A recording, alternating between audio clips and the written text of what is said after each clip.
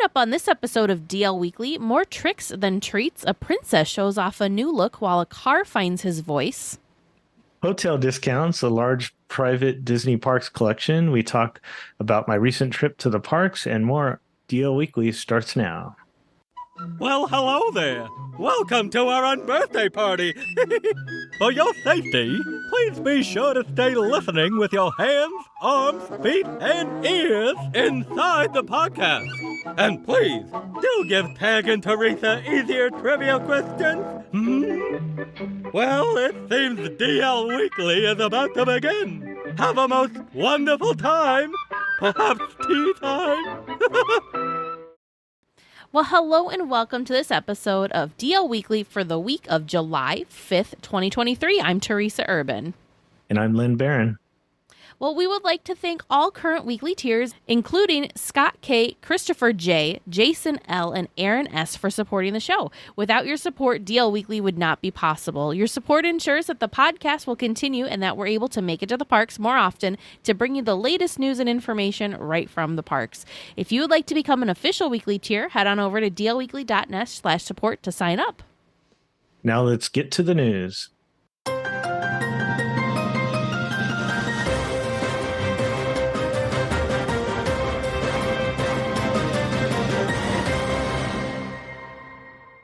It wouldn't be a popular Disney ticketed event release if there wasn't at least some hiccups. Last week, Magic Key holders were able to try to purchase a limited amount of Oogie Boogie Bash tickets on Tuesday, June 27th, with all other tickets going on sale to the general public on Thursday, the 29th. The pre-sale on Tuesday kind of went well. However, the general sales on Thursday did not.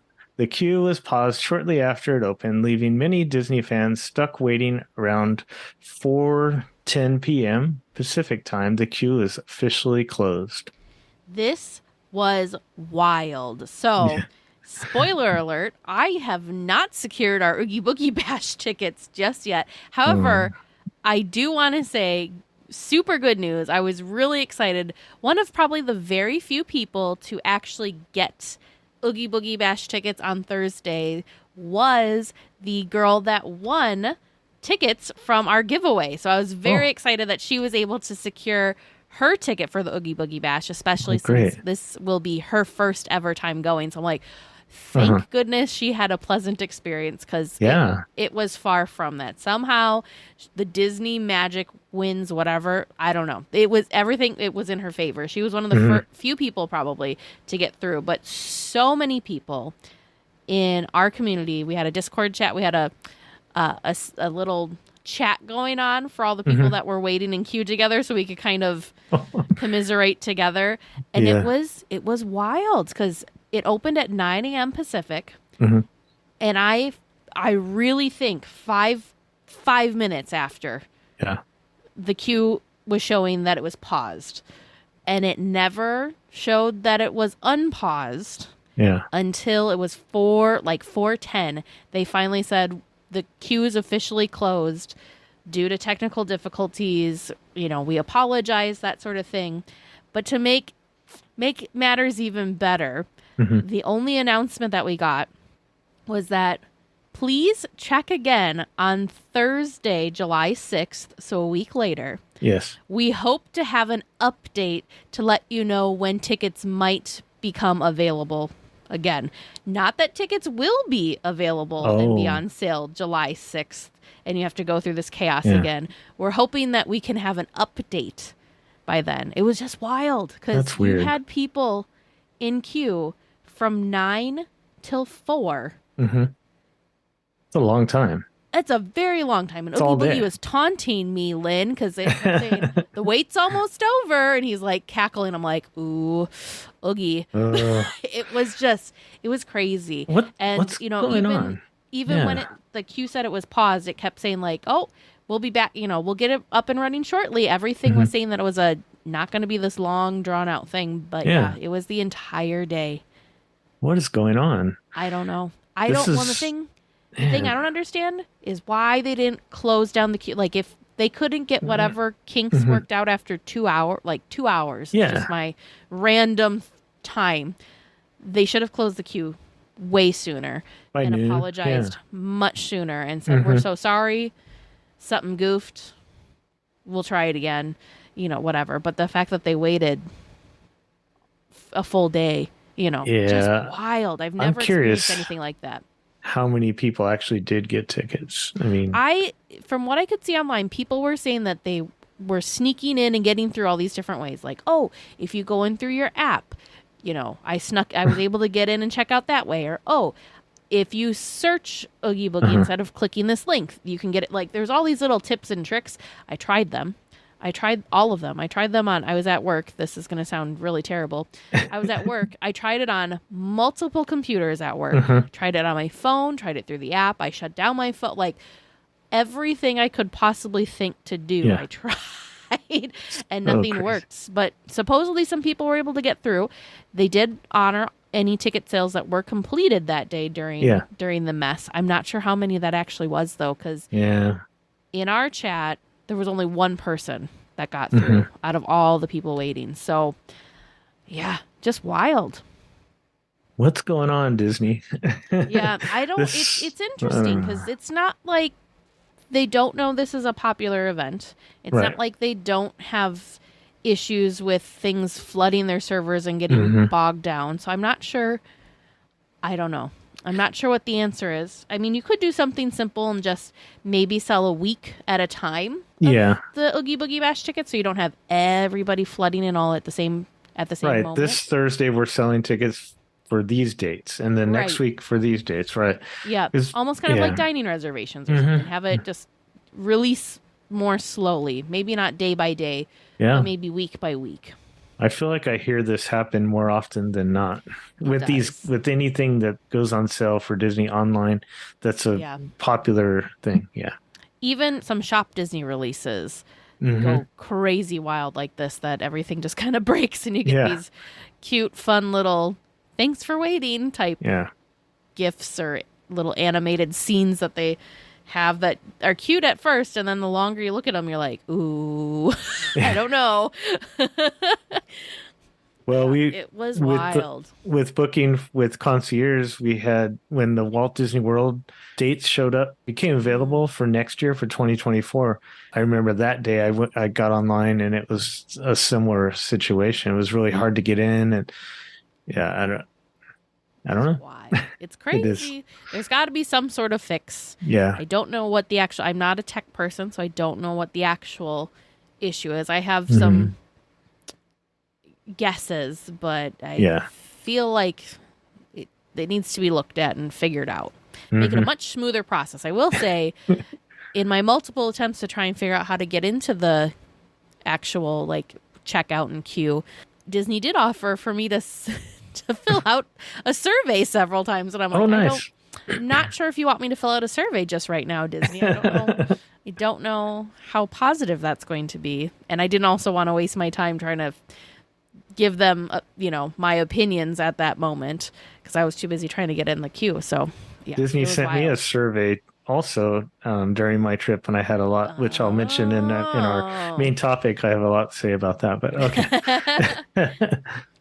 So it was a rough go. So for all of the other people that were trying to get Oogie Boogie Bash tickets this past week, I was right there with you. I was feeling the pain. My fingers, toes, everything's crossed. That they'll get it smoothed out so we can just go through and have a more painless experience. It's just difficult because I'm kind of waiting on purchasing our airfare before because I want to see if we end up getting the tickets or not. Because if we get the tickets or don't get the tickets, that might shift our air travel dates. Right. So I want to know for sure. So I'm getting kind of antsy and a little anxious, wanting to get this taken care of so I can finish planning the rest of our trip. I don't blame you. Yep. Well, Disney showed off a new outfit for Tiana that is fit for a bayou adventure. The princess's new look was previewed at the Essence Festival in New Orleans and was also shown on the Disney Parks Instagram page. Disney has not announced when Tiana will be wearing her new look out in the parks, but we expect it will debut when her new attraction opens. Cool. This is such a fun outfit. I do worry that if you haven't been on the attraction and you see Princess Tiana in this outfit, you might not recognize her right away because it is a different look than what you've seen her wear previously and in the movies. It's cute though. I think it's got her same colors. So you've got like the greens. I just don't. When I think of a princess, though, I don't think of that. And it's just the stereotypical, like, you think of a princess, you think of a gown or dress. Yes. Yeah. But she can move much better in this one, especially when she's on her bayou adventure. True. Yeah. But her new look is based on like something that you might find in the 1920s. She's got a cap, a jacket, and a whole lot of style. I really like her little scarf that she has, though. I like that little pop of color, and I like the pattern or the design of it. I think it's very fun. Yeah. But I do feel for her because I feel maybe this will be more of a winter and fall and spring look because I do think this would get her jacket might get awfully warm during the summer months, but she probably has a fun top or fun blouse underneath it for those warmer months too. Yeah. Vertical progress has been made on the San Francisco Bridge.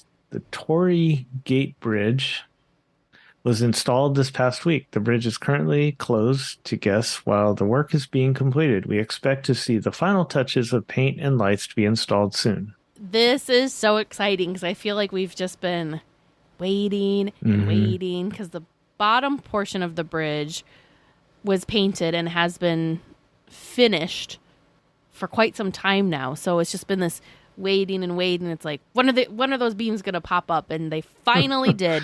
One of the really cool things that they did, though, was cast members were invited to sign a couple of the beams that make up the towers of the bridge. Yeah, I saw that. So right now they're just primed and painted white, but so the structures will eventually be painted red. And those signatures will get covered by the paint, but it's so fun to know that they're there. Yeah, somewhere in there. That's cool. Well, I'm glad they're moving along. I'm excited to see when it's finally done and see their vision on it. Yes. Well, some much-needed additional seating has been added to Avengers Campus. With the opening of Rogers the Musical, the seating area that was over by the Hyperion is no longer available. It's been dismantled. Some tables and chairs have been added to the campus, mainly near the ancient sanctum, so kind of near where the primary shawarma cart is, right outside. I would call it like the exit of the sanctum. Yeah. Well, that's good because they need more places to sit over there. I know that. It's hard to find. Seating and shade. Those are the two things that are currently missing from Avengers Campus. It gets very, very toasty back there. Yeah. The whole park, DCA is just, I mean, it'll mature as it goes on, but that was one of the things when they had asked us if we want to go to Disneyland or DCA before it had opened. And that was one of the things I thought about. I went, not going to be a lot of shade. Those trees are very young over there right now. But, they are. Yeah. Well, and just having the much wider walkways, it's harder to have shade because they're not like Disneyland. It's like a hug. It's very... It's tighter in some spots, and the walkways aren't as wide, so shade from trees feels like it goes a lot further because it doesn't have as much area to cover versus, DCA's got a lot of area. Very good. After a multi-year absence, the Indiana Jones pinball machine has returned to Adventureland. This is just one of the many ways the park is celebrating the newest film. This is fun. I hope you have stories about this, Lynn, because you spent way more time in Adventureland than I ever will just because of all the time you spent working at the resort. But I don't know if I ever noticed or saw this before. But it's super fun, this pinball machine. I remember seeing it, Yeah, so it used to, prior to Bengal Barbecue kind of expanding its seating area, that the seating area that's right next to the shop, I don't know what that area is specifically called, but that's where this pinball machine used to live. Yep. They also have, there's like Shrunken Ned is also in, he's still there, but he was also in that same area. So I think this is so cool. I don't know how much it actually costs. According to photos, we'll have linked in the show notes. It sounds like it's $1 maybe to play it.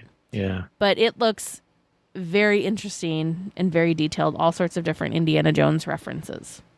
Yeah, that's neat. I don't know when it showed up, if it was there when that shop originally opened with the attraction, or if that was something that was over in the arcade in Tomorrowland and then kind of got pushed over there when that shut down, because that seems all around the same time period. Sure. I'm not sure about the history on that whole thing. Did you ever play it? Or No, I didn't. No. I may have. If I did, I forgot about it. But yeah, it looks really cool. I would play it now for sure. Yeah, it looks really interesting. I'm curious how long it's going to stick around. Yeah. Well, some extra magic has been added to Cars Land. The Guido figure in front of Luigi's Rollickin' Roadsters has some slight movement in his eyes, and he even says some fun short phrases. I think he's so cute. I've gotten my picture taken with him several times. Oh, yeah. Why not? It's fun, Lynn. That's cool. No, yeah, I know he looks fun. Next time you go, you'll have to go get your picture taken with Guido. He's just he's such a fun little character. He is. But yeah, Mice Chat had video of one of his little movements and one of his little sayings. So I'm going to have to pay closer attention next time I'm there. Well, it's neat. They're always adding little things, even to a land that's been there, for how many years now? Over 10? Yeah. Very good. For weekly tiers planning a trip to the park soon, there are 2 new offers for resort hotels. Disney Visa card members can get up to 30% off premium Disneyland resort hotel rooms. This offer is valid on stays Sunday through Thursday from August 1st through September 30th. Non-Disney Visa card members can also get in on the savings too and get up to 25% off their stays. Mm-hmm. Yeah, so we'll have a link in the show notes, of course, but Disney Visa card holders can save up to 30% on premium rooms at the Grand Californian, up to 25% on premium rooms at the Disneyland Hotel, and up to 20% on premium rooms at Disney's Paradise Pier Hotel.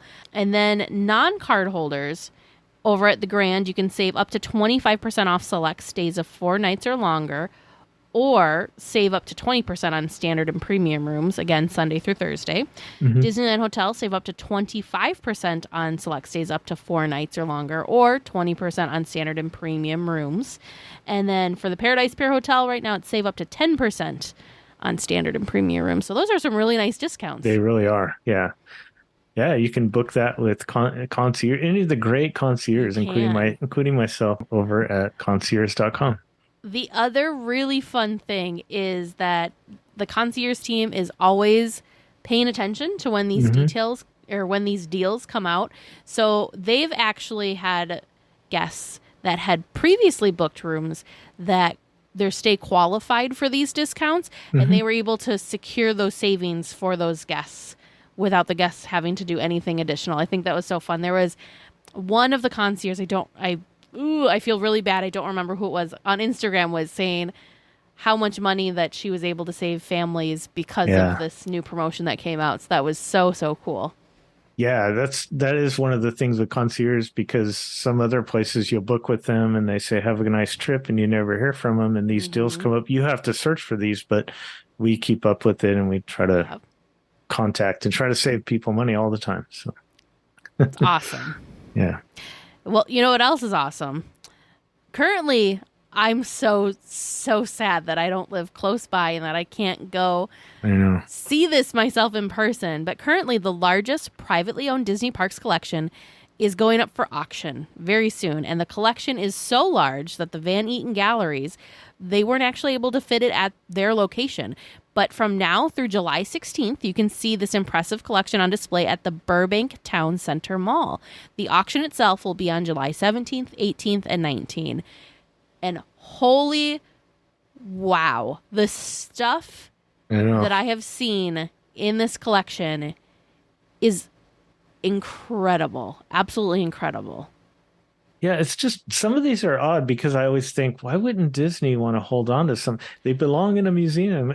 There's so many things. So, of course, I have some links in the show notes for you. Yeah. There's a YouTube of like kind of a walkthrough that shows some of the different, the setup and some of the different items. And there's also a link to Van Eaton's Galleries that has, you can actually, I think you can purchase like a souvenir like program that has all the different items listed. And they have some of the items shown on their website too. But it's wild. The thing that I cannot get over, I don't understand how people come into possession of some of these items. Yeah. There's like, for example, there's a Doom buggy. That doesn't seem as weird to me. The fact that they have the control console for the Haunted Mansion. How does one get that? There is also like something from the monorail. It's like the pilot seat. Okay. How do people get that? Yeah. Various cast member costumes, character costumes. Wild. I do know that Disneyland does like a sale for cast members, like backstage stuff that's only for them to buy. I had a friend that sent me a couple of pictures of some things they were selling a while back, and one of them was a trash can. And I thought, oh, that would be cool. What would I do with it? But those are huge. But yeah, there were multiple trash cans at this that's going to be auctioned off too. I'd love a bench from Disneyland. That would be cool to have in my backyard. Yeah, that would be neat. A bench. Yeah. But did you get a chance to look? I know that you just got back from your own trip, so you haven't had much time. But did you get a chance to look or watch any of the videos? I saw a little bit, and the things that you mentioned, I saw some of those. I'm trying to remember some of the other things. There was a lot. There was little things too. It wasn't all like huge things. A ton. Yeah. There's a ton of little things. I need to know more about this. I need to find more information and more. I need someone to look at this one display in particular. It looks like the middle of this collection, like the display, there's an area that's set up for Small Worlds. And in that area, I want to say I was watching Mr. Cheesy Pop's video. Okay. And he mentioned, and I'm just like, what? Again, what? How did somebody get this? It looks like it's Mary Blair's model that she shown in that, what was that special? There was a special where they went behind the scenes and they were showing off them building with Walt, a special with Walt, and he was going behind the scenes with the Imagineers and they were showing off what they were doing for the 64 World's Fair. That special, and she's in there, and I want to say I've seen still photos of her with this. It's this little model of what the facade was going to look like. It almost looks like it's like made out of building blocks. That's there. How someone has that, I don't know. And then there's also a piece in front of that, which was a Rolly Crump piece of the Small World facade as well. And in front of that is a Mary Blair painting of the Small World facade. And my jaw like dropped. I need someone to spend more time looking at these items so I can live vicariously through them. I mean, amazing. Yeah, I'm looking at them now, and there's so many things. Wow. Yeah, so they have the whole catalog here.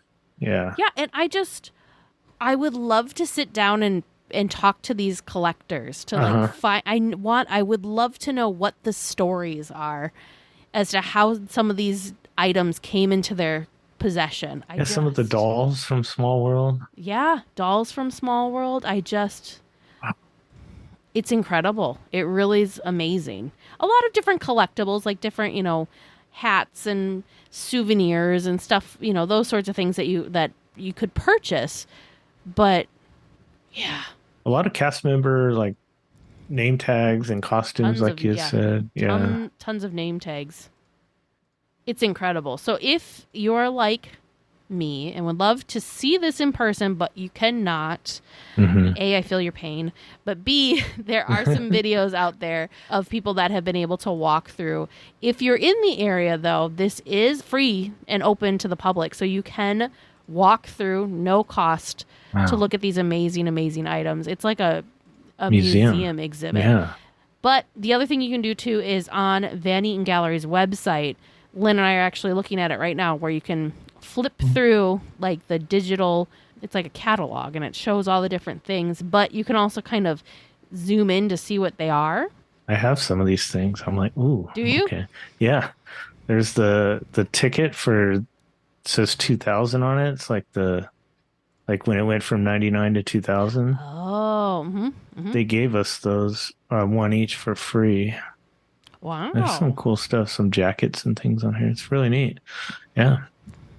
I gotta find the Small World stuff. I'm just like beside myself. Yeah, I was just looking at it. I can't remember what page it was. There's this is another crazy Oh, thing. it's There's a like big Thunder 330. Mountain train. Yeah, I saw that. I'm like, how does someone get that? Wild, just wild. Space Mountain ride vehicles. Like that could be Yeah. a cool podcast booth. So on page 328 and 329 of the Van Eaton Gallery Presents book are the two pieces I was talking about. It's the original, it's a Small World facade model. hmm Amazing. Wow. Amazing. So Rowley created these models in painted wood based on Mary's concept drawing. And then also a Rowley Crumpets, a Small World clock concept model. hmm That That's so cool. I mean, these are pieces of like history. Such Yeah. amazing, talented Imagineers and artists created and touched these things. And here they are. Like, how does somebody, how did someone acquire these things? And then, yes, also that painting I was talking about, it's a Small World. It's concept painting. It's a concept painting by Mary Blair. I don't know. Maybe it's The just Small World me. blueprints. Yeah. Wild. Maybe it's just me, but I wish that the stuff was like in a place that you could always go and see it instead of Yeah. sold off to, thousands of different places and we may never see them again. I always wonder with these things because, right, there's the Disney archives and, they've got things like there's a Skyway bucket for sale, which don't get me wrong, super cool, but I'm sure the archives probably has one of those in their Yeah, how many do they need? Yeah. Yeah, but there's some other things like I know I keep going back to the Small World stuff, but those things that's one of a kind. The like 1 in a million, one of a kind. You're not going to find multiples of these things. Small World trash can, $2,000 to $4,000. But I always wonder, when these auctions go up, does Disney, if the Disney Archives, is interested in any of these items, do they get any sort of first dibs on them, or are they having to just bid there with everyone else and just kind of hope? I always wonder. I'm sure they probably just have to bid with everyone else. But it's just wild. This is so amazing. cool. Tons of artwork. I could look at this all night. Yeah. And the other thing too that's cool, I didn't know that they actually sell these books. So you can actually purchase one of these books to have for your own collection to kind of look through these things. But it's just... what looks cool to me is these, and I've seen these come up before. The Adventure Through Inner Space, the little models that were used in the microscope where they showed. I just remember that as a kid, but those are so cool. Very cool. An original Phantom Boat production model. I mean, so unique. It's so neat. amazing. It's all organized by area or theme, you could say. So. Yeah, so if you need some time to kill, highly recommend going and looking through this incredible. It's probably a good thing I don't live there. I would be at this display daily just to like go through the history that is in this room in this strip mall in Burbank, California right now. Is just unreal, just very incredible. So I hope Weekly Tiers that are in the area have a chance to go check this out and see these items in person. I mean, it's like you were saying, it's like a museum. Just amazing. Very cool. Yeah, and these happen often, it seems like something like this comes up about once a year. It does feel like they're pretty frequent, but this is definitely the biggest collection that Van Eaton Galleries have handled, but it's wild. It's so cool. Yep.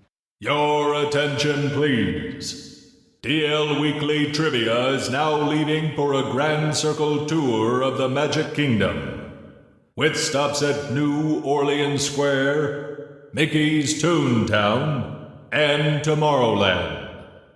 All weekly tiers for... Welcome to Trivia Land. How are we feeling? You did really well last week. Do you think you got some great answers in your head this week and you're all ready to go? I'm ready. Lynn sounds way more prepared than I am. All right. Well, we have two different inspirations of our questions this week. Two of your questions are coming from me listening to last week's discussion, and there was a question that came up that I said, I need to find out the answer to that. And then the second half of your questions is from a listener, and their 2.5-year-old son did a deep dive and provided me enough questions for this week and next week's questions. And so we are going to go into that deep dive with them after I get these two questions out from last week's discussion topic. So, are we ready? I'm ready. Yes. All righty. So, your first question from last week's discussion topic.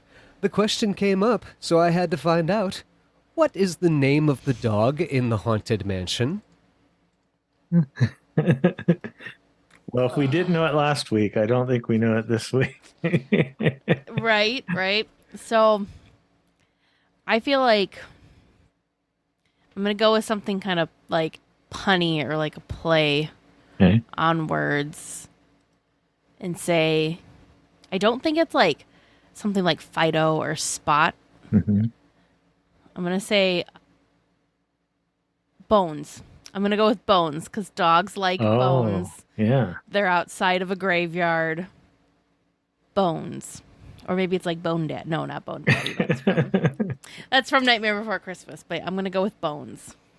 Oh, wow. Or like Mr. Bones or something. I was going to try to be creative, and I was trying to think of like some of the Imagineers that worked on the ride. I was thinking, okay, does any of them have any like unique names? Ex Extensio, I thought. Yeah. I thought, well, I don't think a dog would be named X because I thought about that. I have no idea. So we'll just go with we'll go with X. With X. I like it. Okay. So, X and Bones, final answers. Final. It's good as it's getting. All right. Not counting the Raven, who was the original narrator, and well, I guess still the narrator, what is the name of the other living being in the Haunted Mansion? Oh.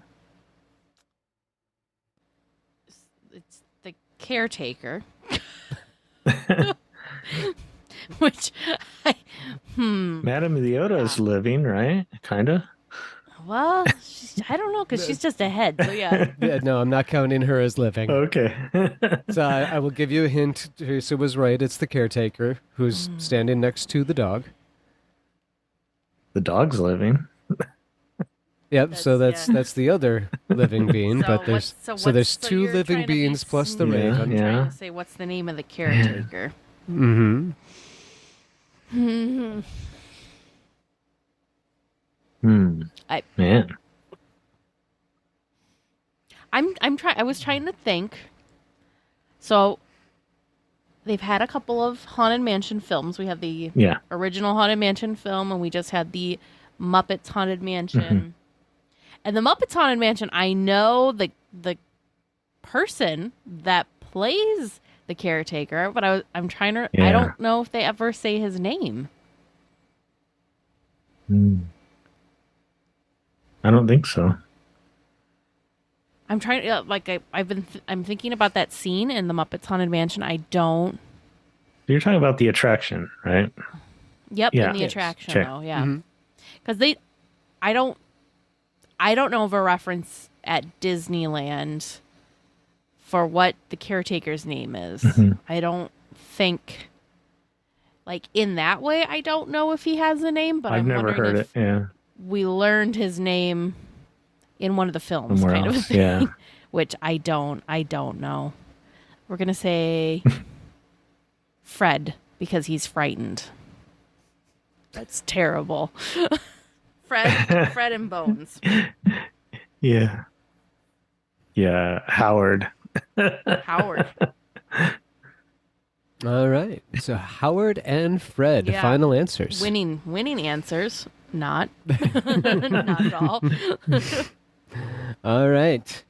And your next three questions are coming from our deep dive that was provided to us by Kayla Jean and her 2.5-year-old son, who taught themselves a lot about the Tiki Room. Ooh. So your first question from their deep dive, what are the names of the 4 main host birds? Well, we've got Jose. Year. Pierre, you rascal, you. I'm drawing a blank. Fritz. What is it? Fritz. Oh, Fritz, that's right. Yeah. Jose.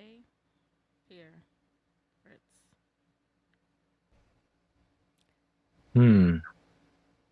Maybe I wasn't ready. Wow. I feel like we're gonna. We're missing one, right? Mm-hmm. What are you? It's not a female, is it?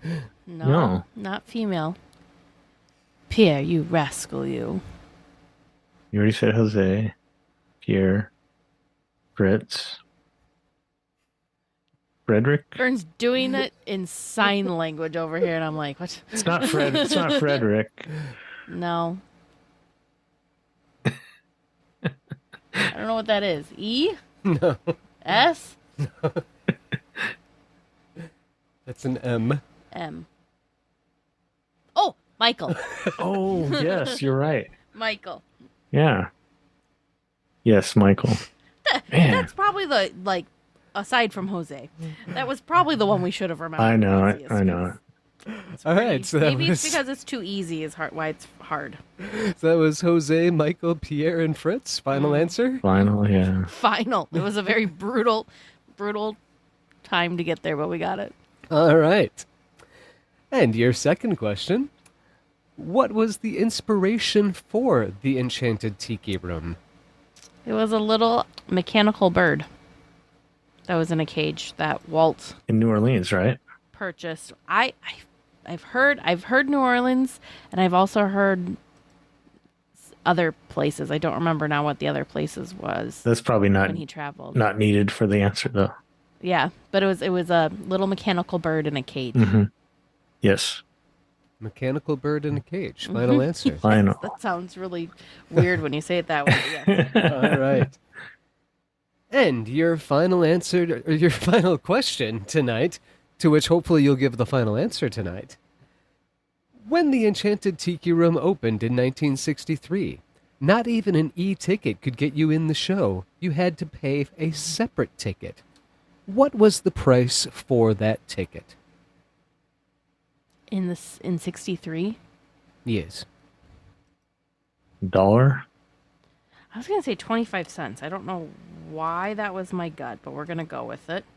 Are you thinking $1? No. Now you're persuading me to go lower. That doesn't mean I'm right. Yeah, I'll stick with the $1.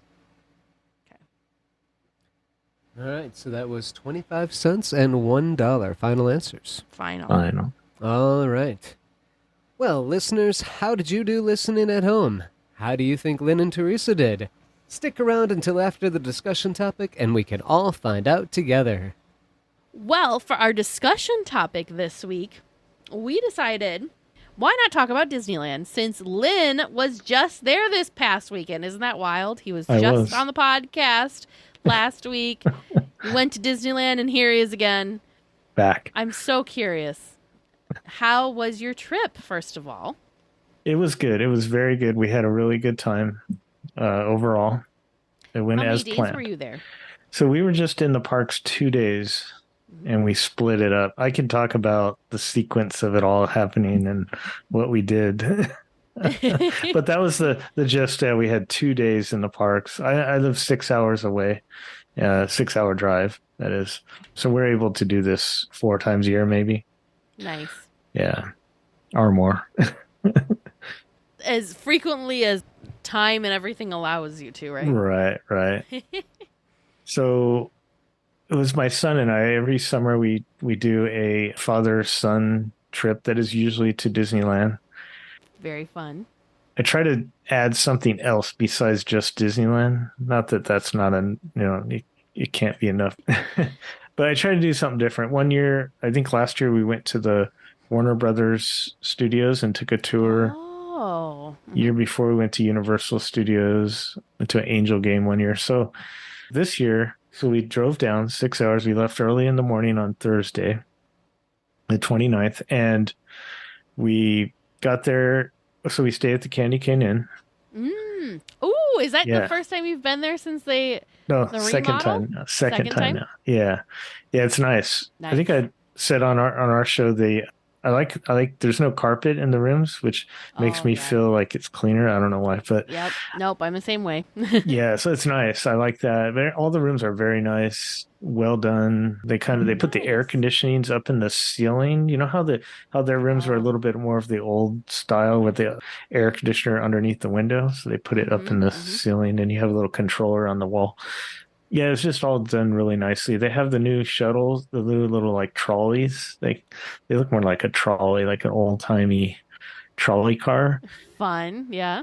That goes so they kind of changed it. It leaves at the top of every hour from the hotel, and then it leaves from the Esplanade to go back to the hotel on the 15. So 1:15, 2:15. So that's convenient, although it's not really a far walk, but no, it's not. It's pretty close. We utilized it, especially at the end of the night. Yes, I was going to say it's I'm sure a welcome sight when you've got tired park legs. Yeah. So we arrived there about 2 p.m. and we put our stuff in the room and went right into Disneyland. We had reservations for Disneyland Park, and we just started right in. Now, usually, because we got there later, I did get Genie Plus, and I usually do get it because, we only go a few times a year, and I think but it was $30 each this time. Wow. Yeah. So it was higher pricing. Yeah. Did you still feel like it was worth it, or is that maybe getting a little... It was a little iffy because the problem was that because we got there so late, I wanted to get a fast pass for Indy, but at 2:00 they were distributing the times for like 10:45 at night, and I thought, I don't know, we left early, I drove all day, I don't know if I want to be here that late. Right, yeah. We got there at 2, but I was still thinking, we'll probably leave like 9, maybe 10, So you can get a good night's sleep. Yeah, but so that was the one thing I noticed, that it was, the times, and we could talk all day about Genie Plus and how we don't like some of the things that it's like you almost have to time it out in your head, because like my son Luke, he likes to go on Big Thunder Mountain at night, but he likes going on the daytime, but we can only use it once. So it's like, do we go wait? And then, so it's just the planning part of it is kind of stressful, and it shouldn't be that way, but it was. Right. But we ended up going on Pirates of the Caribbean. We did Jungle Cruise during the day. I went to Bengal Barbecue. Now, on Thursday, the 29th, they didn't have some of the new items that we had talked about. Oh, yep. I looked for them, but I thought, oh, yeah, that's right. They come out on Friday the next day. They come out tomorrow. Yeah. I'm at Bengal Barbecue a day early. That's okay. It's still delicious. Yeah, and I had the jungle juice I hadn't had before, so that was something new for me. You hadn't had the jungle julep before? Oh, that's one of my favorites. It was good, especially on like a warm day. It was excellent. So we didn't use our first Genie Plus, whatever. I still call it Fast Pass. Yeah. Until Haunted Mansion, and that was a little bit later. I don't remember the exact time. And then we went over to Galaxy's Edge and went on Millennium Falcon. And my son and I, we've done it many times, so we kind of don't like to be the pilots. And I like to, if it's some people that haven't been on it before, I always try to, or if there's some kids, I'll say, and we got chosen to be the pilots. And I just said, hey, do you guys want to do it? Yeah. And they had a good time. And we just kind of sat in the back and did engineer gunning and the gunner. Yep. Yeah. Those ones are fun too, though. They're all fun in different ways. But yeah, if you've never experienced the attraction, pilot just seems to be like, That's if I had to pick, I want to be the pilot. Like that's what I wanted to do. My first ever experience on that attraction was be the pilot. Yeah. So we went on Indy. We just waited. I don't remember. It was like 45 minutes at that time we found, because usually throughout the day it was about 55, 50, and it was 45. And I thought, oh, that's not bad. And it's a nice queue. So we ended up going on that. And this was the beginning of me starting to notice a trend throughout the week or the few days. So I was on Indy in April when I was there with concierge, and everything was working and it was great because it had just kind of just reopened. Yeah. Well, the ball wasn't working at the end. Like it was like dark. You couldn't even see it. And I thought, man, what is going on? So are they already having problems? Yeah. I thought, are they already having problems but we did go on it on Saturday and it was working again. So interesting. Yeah. Yeah. When we were there in May, that final scene just seems to have some hiccups. Yes. Because everything noticeable up until that point was working well. Yeah. There were, of course, little things that weren't, but not enough to really hinder your show experience. Right. But yeah, the boulder scene is just so difficult because I feel like if that's not working, that's just the last thing you really see and experience. Yeah, it's like the climax of the And it's like the sound kind of cut out too. It was weird during that. It's all oh no. Yeah. So I don't know what was going on with that. But it was still good. You know, the attraction's still really good. And if you didn't know better, I mean, we know because we, dissect the ride, but we have our places that we like to eat, and I know the places that he likes to eat, so I try to find places that we would both agree on. So and I love to eat, so we had Stage Door Cafe, but I always take it into the Golden Horseshoe. I just love it in there. I love that it's just history. It just feels old, and I love sitting up top. And they had the piano player doing his little routine. Have you seen that? The little comedy? Yes. Yeah, that was good. So we had that and we sat up there. After that, we went on Big Thunder Mountain, not using our Genie Plus pass. We just waited. I think at that time it was like 30 minutes. And so we were going through the attraction. So lift 2, which is the lift before the goat. So the big one that's going up. Yeah. So it was about halfway up and it just stopped.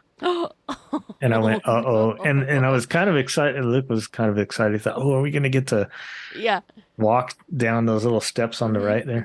And I said, I don't know. And no one said anything. There was no announcement. I'm like, we sat there maybe 30 seconds without anything. And I thought, whoa, what's going to go on? And I didn't hear any of the other trains going. And next thing you know, they came on the announcement. They said, just a second, your ride will continue. I'm like, that's weird. So then it did. It started back up and it ran through. But then it got interesting to lift 3 inside the Dynamite. It did the same thing. It stopped, but they muted the sound. And it was even longer. It was almost a minute then. And I thought, what is going on? This is weird. It's never happened before. Yeah. So I don't know what was going on with that. Weird. Yeah. To make that happen. I know there must have been a holdup at the station, obviously, but I don't know what I've never seen that before. Yeah, the fact that it happened twice in your adventure through the wildest ride in the wilderness. Yeah, it's just very odd. But that was I've never had that. I don't think I've ever had that experience where it pauses on lift hill. Definitely not twice. Well, after that, we had a Genie Plus pass to go on Star Tours. So we went in there.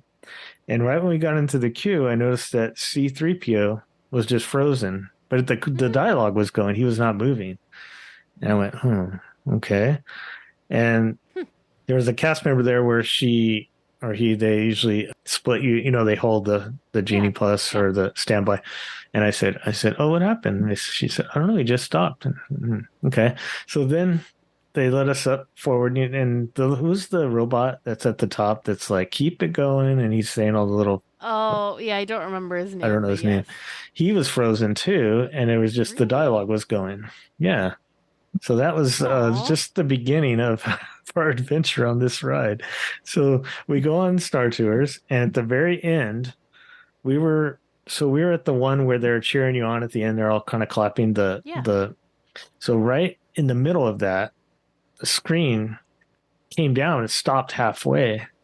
And What? then the screen started like glitching out and then the lights came on in the cabin and everything just, and I went, what's going on? And the doors weren't opening, nothing. And I'm not kidding. No one said anything to us for like 3 minutes. I'm just thinking, are we up in the air right now? Because I know it kind of Yeah, like right. lifts you Where up. are we? I'm like, what's going on? And no one said anything. And next thing you know, you hear this, and it came down, I guess. And they opened the doors and they asked us to exit back the way we came in. And they were scanning our phones for like a multi-use, fast pass thing. Sure. Yep. So yeah, I don't know what was going on that day. So when they had you exit Mhm. through the way you enter, was the queue? Did they like have the queue cleared out, or did you No, get to go on a different cabin and then have the full experience? no, there's a little stairwell. So like if you go through, what would that be? Cabin A. So when you're in line, you go to your left. So Mhm. it's C and D, I think, is to your right, and A and B is to your left. So if you go towards your left, there's like a little stairwell that goes down, and it leads down a Oh, hallway that comes out. You know those doors near the entrance of the ride outside? sure. To Yep. the Yep. to the left, you always see people that it just comes out right there. Oh, interesting. I didn't know that. Yeah, I'd been in there before. There's like a little restroom in there, like a cast member restroom that we used to clean in that hallway. Oh, sure. Yeah, Of but course, you know the behind the scenes. yeah, so they had that happened. I mean, we got to see This is most all of the it. first day still? Yeah, first day, Wow. and not the end of our breakdowns. And not the end. No. Oh. I don't. I don't have like all the details. So then we went on like Buzz Lightyear, and that was fine, and Autopia. We ended up using that multi pass that they give you on Autopia because it tells you at the bottom which ones. It's kind of hidden the way you have to find out.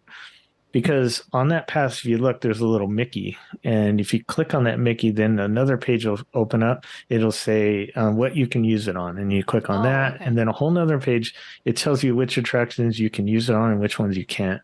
And the ones you can't are all the, like Indy and Mickey and Minnie's Runaway Train and Rise. And they're all the popular ones. Space Mountain.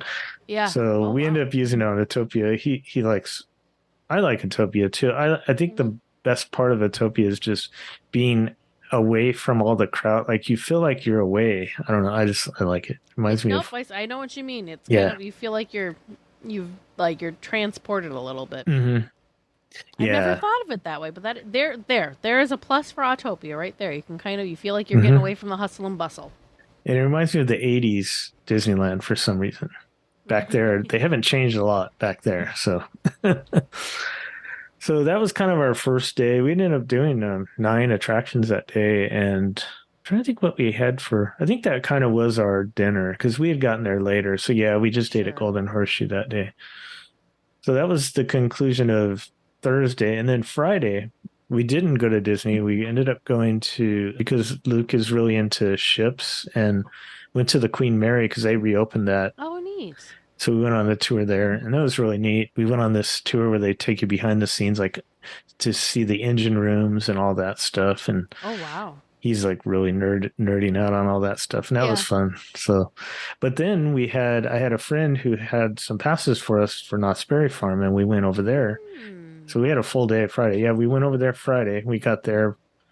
I don't know. It was probably 1 o'clock or something, and Sure. I hadn't been to Knott since 1990. Dang. And I used to go there all the time as a kid growing up because Mhm. where I grew up, that was maybe like 8 miles Oh, from sure. where So I it's grew up. right there. Yeah. So we went there and it was crowded, and the way they run their lines is kind of weird. I don't know. It's not a Disney park. Yeah. It is not a Disney park. We learned Yeah. that because we went. It was my first ever time going to Knott's. Oh, when right. We were there in May, Uh-huh. and yeah, the ride capacity is Mhm. definitely different there. So yeah, you're looking at lines and you're thinking about Disney. You're like, oh, this says an hour. This looks like it's going to be like 20 minutes. I know. Nope. It's actually an hour. Yeah, that what was it? The Berry Tales. I thought, oh, I need to go on that because, well, the original was Mhm. developed by Rolly Crump helped with that, but then his son Chris, who we had on our show, helped with this recent one. Yeah. And It is cool. It is cool. Well, we went on it, but some of the screens weren't working. So I was just shooting and doing that thing, and nothing was happening. And I heard that happens often, but that attraction's weird because you know how they don't really have anyone to tell you row 2 or 3. You just kind of roam into wherever you want. And we were standing there in the little way, to get on, probably 20, 30 minutes. And I thought but people were coming in. It was just so slow the way they do things there. Yeah. But we had a good time. And we went on the mine train, which is my favorite. That one's neat. That one's pretty neat. Yeah. We didn't do a lot that day, to be honest. It was hot. I was starting to get worn out from just the drive on Thursday. And then we had walked so much at the Queen Mary. They have a lot of stairs and up and down and around. And so when we got to Knott's, we were really tired. So we did that. We went on the big train that goes around. Yep. That was cool. We only did a few things, and then are you a roller coaster person? No. Ghost Rider was actually tons. We did that. That was tons. Oh, really? Yeah. I don't know. I had a headache that day. I think the sun was getting to me, and I was just. Yep. So we left. A listener of our show had kind of helped us get in, and nice. We met up with him and said hi and stuff. But awesome. So that was cool, yeah. So we went there and we got home because I wanted to rest because I wanted to do rope drop the next day on Saturday. Mm-hmm. So we got back to the hotel like 5 or 6 o'clock and started our venture on Saturday. So we were back at Disneyland. Yeah. And I'll spend more time on Disneyland because that's why we're here. But yeah, we did rope drop. We got into the park at 7:45. Nice. Which is perfect. Yeah. And I asked Luke, what do you want to do? He said, Space Mountain. I said, perfect. Because those are usually hard to get for Genie and this later in the day. So we did that. We went on Space Mountain and we used our Genie. Then I got a Genie pass for Matterhorn. We went and used that. Said hi to Harold for you. And you always got to say hi to Harold. I know. Well, we went up to Toontown, went on Mickey and Minnie's Runaway Railroad. I like that ride. Do you like that? I love it. And I could spend a ridiculous amount of time in that queue. Because that queue is just so cool. So detailed. Cool. Yeah. Very detailed and very nostalgic because it's a lot of different things different shorts and movies and Christmas specials that I remember growing up with. So it was really cool to see. My favorite scenes, what is it called? The Pluto's Christmas? It's like that. Oh, yeah. That Christmas scene there that it was Pluto and the chipmunks. Yeah. And I loved that. I absolutely loved that little story. So seeing that in person the first time, it was just like incredible. So cool. Yeah, I think that's Plus, kind of so many different nods because, like, the Christmas cards on the mantle place there. If you look, there's writing in those Christmas cards. Yeah, I saw that. That's so cool. Mm-hmm. It's kind of, I think it's underrated. I don't think a lot of people know about it or think, oh, it's just in Toontown, a little ride. But it's so good. It's good. Yeah, I'm so glad they have it there. I think it's changed Toontown a lot. A ton. Definitely a ton. I really never for a long time did I ever think I would ever say that I enjoyed spending time in Toontown, but I do. I genuinely enjoy spending time in Toontown now with those parks. Have you had a chance to check out the Quiet Corner way back where the ball pit used to be? That's very cool. Yeah. And such a nice place, especially for kids to kind of go and just decompress, get away from the crazy. Or parents. Or parents. Whoever needs it to just kind of enjoy the quiet.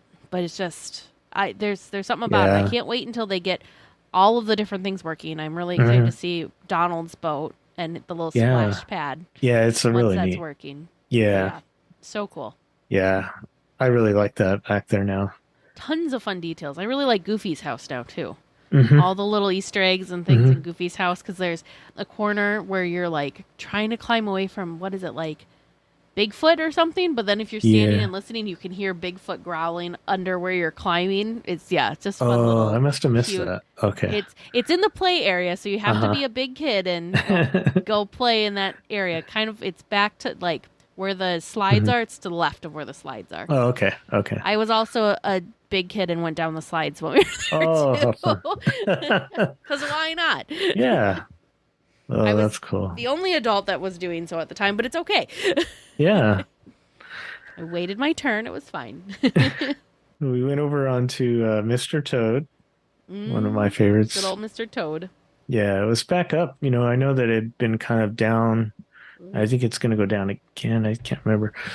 Yeah, but Yep. I was glad we were able to do that. Peter Pan was back up when you were there too, wasn't it? Yeah, yeah. It reopened that Friday. Mm-hmm. Yeah, we did. I don't know. That one's always. I like it, but the line's always so long. I just say, I'll forget it because I don't want to wait in that line, and it's such a short attraction. It's worth it. I understand. But yeah. I went over on Big Thunder Mountain again. It's Luke's favorite. It's Big Thunder Mountain. Pirates, Caribbean, of course. Yes, that one's always good. Yeah, classic. You can't go wrong with that.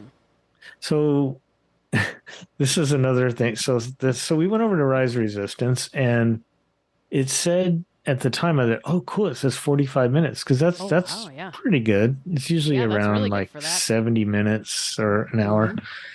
It probably was an hour. It was moving really slow, and for many moments I thought, oh no, has it gone down? Because when you don't move for a while, you start to wonder. And that ride's notorious for that, but it didn't. So we got up there eventually. So we got on the transport, then you get out and you see all the stormtroopers there. Yeah. And then they put you into groups, and then you go into the holding cells. Yeah. So you get into there, and then they break you out. So spoiler alert if anyone hasn't been on it. So they break you out, and then you go. So the vehicles that you get onto, you have to stay with your colors. Where we were color gray, and we go over to the car where Gray is, and I'm looking, and there's only one seat available, and there's two of us. And I went and I looked at the cast member. I'm like, and they're trying to figure out real quick, and they're counting. They go, oh, they must have counted wrong. And they said, you guys step aside. So we had to step, and then we had to go through this hallway. We'll save you in a minute. Just wait. Yeah. There's a delay in our save. So we had to go down this hallway, and like kind of in the back area, it's like a hallway where just like a cast member thing. Yeah. And I thought it was really neat. One of the things I noticed though was on the door, it said first order only. So like they wouldn't want the resistance walking through that door because then it wouldn't look right. So, but I thought that was cool that they had. That's cool. Yeah, that is really cool. But we had to, so they reassigned us to a color again. We had to go back through the interrogation room and back through that whole thing. So it wasn't a breakdown necessarily, but it was just kind of a weird hiccup. Yeah. So, but it worked out fine. I was going to say what usually happens is people forget their colors because they're paying attention to too many things. It has been helpful because they added the colors now in the interrogation room. I don't think the color dots used to be there. Remember. So I feel like that helps you remember what your color is because before you were told, and then you were in the interrogation room watching the rest of the show, and then suddenly you're having to jump in the vehicles. So remember again, it's people, people forgetting their color and getting in the wrong row. But that's interesting. I've not heard of a miscount before. No, I hadn't either. If it was my first time, I think I would have been a little bummed. I would have been, it kind of spoils it a little bit. Yep. So that worked out fine after we went on it. After you finally got on. When was your first time on that attraction? The first time Tag and I went was when we were in Walt Disney World, August of 2020. So we were there during COVID and during the pandemic, so it was a different pace because of that. But there were also some kind of fun, cool things because the First Order people had face masks and the face shields on, and they would get right up into people's faces. So they were it was much more intimidating and intense than we've had previously. So I don't know if that was just that one stellar cast member or what, and also we got saved slowly. We got like, hurry, get in the transport vehicles. And we kind of had to wait, and we're like, but other than that, it was great. Well, the guns or cannons or whatever that, yes, those don't move anymore. I'm not sure when those stopped, but we noticed that too, that they're not shifting anymore, which is sad. I hope that that's something that they're going to I mean, it hasn't had a refurb yet since it opened, has it? No, and I think it's I gone don't down for know refurbishment. if that's something that's broken or if it's something that was causing it to go down, because that Oh, could get really complicated if you think about it, yeah, the timing. yeah. And maybe they just thought, well, to have less break, less Yeah. downtime, Yeah. we'll just That could be. eliminate that part. And that happens a lot. If you're able to go on an attraction when it first opens or a land, it's Hmm. good to go right when it opens, because some of those little things kind of disappear and Yeah. people kind of forget about them. And then then someone like you or I will say, remember when they used to move? Yeah. Yeah. I was actually just reading about things that used to, like Indiana Jones. When Hmm. Indiana Jones first opened, everybody kind of knows about how the room used to, like, it looked like you were going through different doors, even though you Right. The weren't Destiny. actually going through different doors. Hmm. But something, what was it? There was some other something. It was ice would Yeah. fall from Uh-huh. somewhere. Yeah, you hear it in the attraction. You hear the Yeah. yeah. Yeah. But there was actual, like, it was an effect used with ice where ice would fall and it looked like Hmm. part of the cave or the temple ceiling was caving. Yeah. And I'm like, that's so cool. But I think it was actually Tony Baxter that I had either heard or read said that the ice wasn't melting fast enough at the bottom Oh, for it to, like, so yeah. So it yeah. would work, but it wasn't very reliable because I'm like, Yeah. what a cool thought and, like, effect that they had going to, like, Uh-huh. have ice falling and it totally looks like rubble's falling from the ceiling. So cool. I Yeah, I wish I think could the have seen that. didn't the bridge used to move a little bit down too or It may something? have. Because you hear what is it, like the Like the rope suspensions? snapping. Hmm. Yeah, yeah. So I always thought maybe I think it like dropped like a little bit or something Oh, like that. yeah, maybe. I don't remember that. But Yeah. sometimes Oh, I think I remember things in the attractions, and hmm. then I don't know if I actually, like, did I make that up or did I actually used to do this Yeah, thing? yeah, I know what you're saying.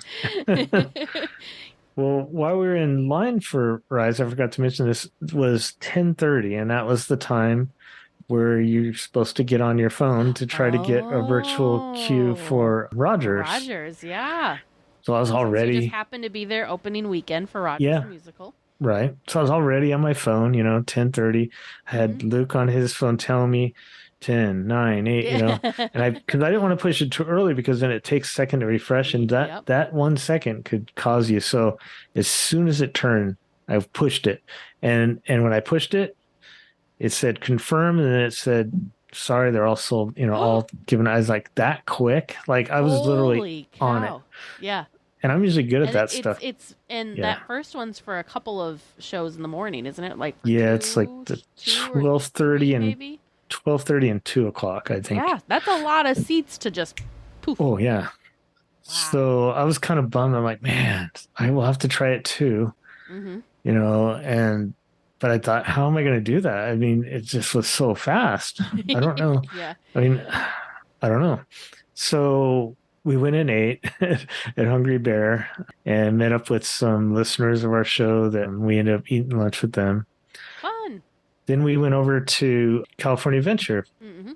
and I thought we'll just get over there a little early and I'll check out the scene because it was like 1:15 or something when we got over there.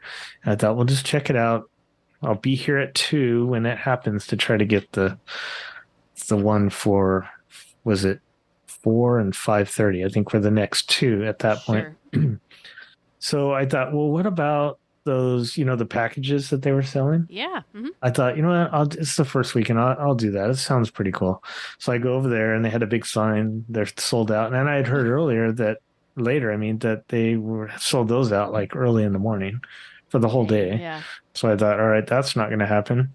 So I go over to, this was maybe like 1:30 or something. I went over and there's just a whole lot of chaos in front of the theater over there. Mm-hmm. Just a lot of cast members, answering questions, and you can tell people are getting upset, and it's just a lot of Yeah. chaos. And I finally asked a cast member, I said, is there going to be a standby for the 2 o'clock? And they said, yeah, it's over here. And I go, okay. So I go over there and I ask a few people, is this the standby? Yeah. Said, no, it's over there. And I go, the cast member sent me over here. So I go over there, and then someone said, yeah, it's right here. I said, okay. So I get in line. I said, are you in line for the standby? Yeah. Okay. So I'm in the place. So I they, found it. I know. So I'm looking, and I thought, you know what? There's not very many people ahead. So I kind of got out of line, left Luke there, and I said, Yeah.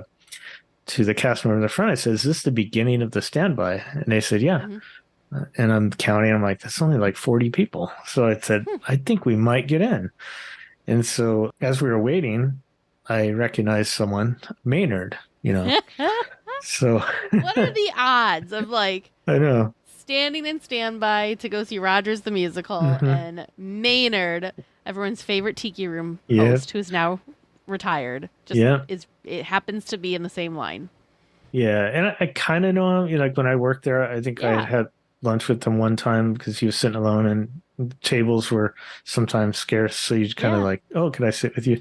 Anyway, so I kind of knew him, but not really like by name. I don't think he knew my name or anything. So sure. I went up and said hi, and we started chatting. I asked him how retirement was, and he's having a great time and enjoying life. He said he still likes to come back because when you retire, you get like a silver like a pass you can get in. Yeah, because he was there for a long time. So he definitely earned that 93. Pass. Yeah, I asked him. He said 93. Wow.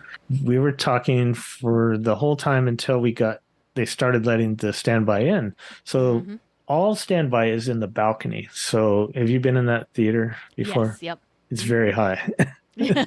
Very steep and high. Yeah. I thought, how far are we going? We just kept going up those stairs. So yeah, they put the standby in the balcony. Are there seats still up here? Or are we going to the roof? What's happening? Need some oxygen here. And then, like I said, I know Maynard a little bit, but he said, oh, where would you guys like to sit? So I was like, oh, you want to sit with us? Cool. So I said, oh, I guess here. And so we sat down because once you get up to the top, they just tell you sit wherever you want in the balcony, wherever there's open seats. So we sat there and we were chatting a little while. I was just asking him, how he's doing and this and that. I was telling him that how we had first met him because I was a pass holder and my wife was too. Aaron. So when we were dating, that was the thing we would do every now and then, like on a Friday night or something, just go to Disneyland for a few hours because we lived like 20 minutes away. So yeah, why not? Yeah, so we would go there, and I remember Maynard in the mansion, and that was like, the thing a lot of people remember him at. Yep. So I remember he'd do the little in the beginning, he'd tell everyone to get you try to squeeze into the foyer, the little room there. He'd say, everyone mushy mushy like mashed potatoes, mushy mushy. He'd always say that. I remember that. But I was telling him about that, and he was doing the guest control for the Hunchback show that they used to do at the ranch back there, the Big Thunder Ranch. So I remember him doing guest control, and he had a little Quasimodo puppet. He would always do like little finger puppet. Yeah, so we were laughing about that, just kind of talking about that, and I'd seen him swing dancing there too because we used to go and watch the big bands play when they used to do that at Plaza Gardens, on Saturday nights. So, and he used to go over there after work and dance and stuff. So anyways, we had a nice talk. Like such an interesting individual and just such a so sweet, kind person. Yeah. Yeah. So did you ask him, has he been to the Tiki Room since he retired? I feel like I didn't ask him, but I'm sure he has. I feel like that'd be hard, like being, that was his place for so long to then be, be on the other side of it and be a guest. He had been all over the park. He was in Tomorrowland at the Astro Orbiter, which doesn't seem like his kind of thing, but he was so hilarious because I remember sweeping out there, walking around, and the cast member now I think it's like a recording, but he would get on the mic and just start talking about all this stuff as the ride's going on, and it's just I don't even in a Maynard way, you can't describe it, but and he did. I remember he also did Honey, I Shrunk the Audience. He did like the the announcements when they come up and tell you, put on your glasses, this and that. So he's kind of been between Tomorrowland, Adventureland, New Orleans. Yeah. Was he ever a Jungle Cruise skipper? Do you know? I heard he was, but I don't know. And then he also did the Link, which I wanted to see, the Lincoln, Mr. Lincoln. Yes. Yeah. He used to be at the Opera House. Yeah. such a fun, Yeah, just amazing cast member. so cool. The amount of joy and happiness that one man has brought the Hmm. masses of Disney fans is just incredible. And I told him that. I said, Yeah. you always put a smile on people's faces, and I know it's hard as a cast member to keep, I couldn't imagine to keep that going all day long. I Yeah. mean, And for as many years as he did, yeah, too. I know. So, did he say anything about what he's doing in retirement? Is he He's doing some of his artwork. neat? Yeah, he has a place, I think, in the mountains somewhere, and he also goes there and visits and does some hiking and stuff. But yeah. That's wild. Yeah, so we had a good time. We got to hang out, and then as the show. So when you're waiting for the show, they have this on the stage. They have like a big, like a jukebox looking like from the 40s on stage, and it's playing like big band music and like an announcement, like a radio announcer will come on, in just 10 minutes the show will start, that Sure. kind of thing.